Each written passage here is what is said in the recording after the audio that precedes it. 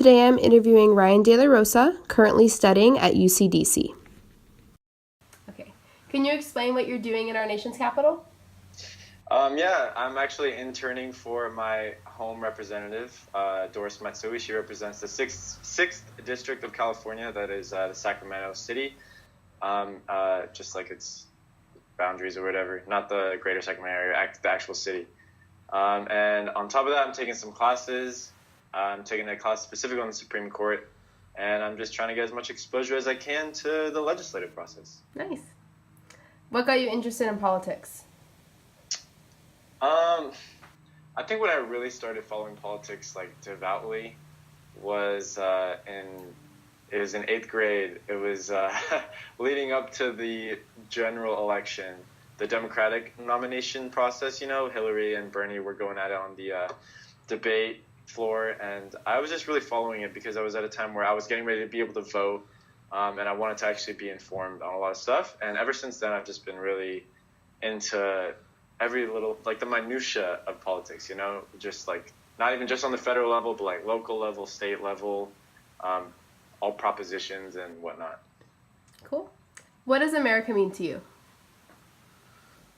Those 3 words in the preamble of the Constitution, we the people. It doesn't discern by what race, ethnicity, sexual orientation, gender you are. It's just we the people. And it really, for me, means that you can come from anywhere in the world with any different background, and you'll be accepted and you'll have opportunity here. You know, my grandparents came from the Philippines. On my dad's side, on my mom's side, they immigrated from Europe at we don't know what point. But, I mean, America isn't for the few, it's for the many. What is the biggest problem in our nation currently? I think the biggest problem that our country is facing is the partisan divide, particularly polarization. I mean, we're super polarized, even just, not only just in Congress and the government, but also, the people, you know, all across the country. There's, a huge divide. Nobody's really, talking to each other anymore. Nobody really is able to have a discussion. It's just kind of anger and, diatribe now, you know? It's never just, a calm discourse. And so if we can't really come together and debate, actually debate, not just argue, but debate certain policy issues and areas that need our attention, then our government is just going to come to a grinding halt. And I think that's what we're experiencing right now, this gridlock. So, yeah, I think that is really our biggest issue in the democracy. What do you think the average American can do to fix that problem? I think the problem of polarization can be solved with a little bit of patience, a little bit of empathy, and listening, most importantly. I think that oftentimes people will attribute somebody challenging their ideas with somebody challenging their identity, and they're mutually exclusive. So I really believe that if we just kind of slow down, stop getting offended so quickly, and just kind of listen to what the other person is saying, their views, their perspectives, and try and really pay credence to it, you know what I mean?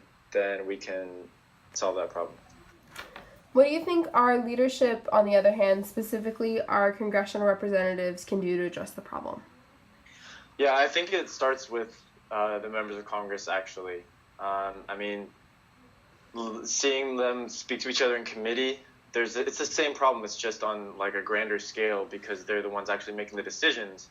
But they do set the precedent. If you see them talking in committee or talking on the floor about a bill, there's just no compromise anymore. There's no bipartisanship on issues that really matter, that need attention, and that the American people want solved. And so they need to first be the ones to start this idea of listening and compromising. Otherwise, the American people are just going to follow suit.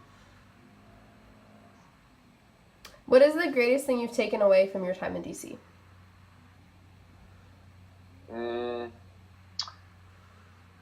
Actually, that no matter who is in power, no matter which party is in power, which individual, the democracy is going to continue.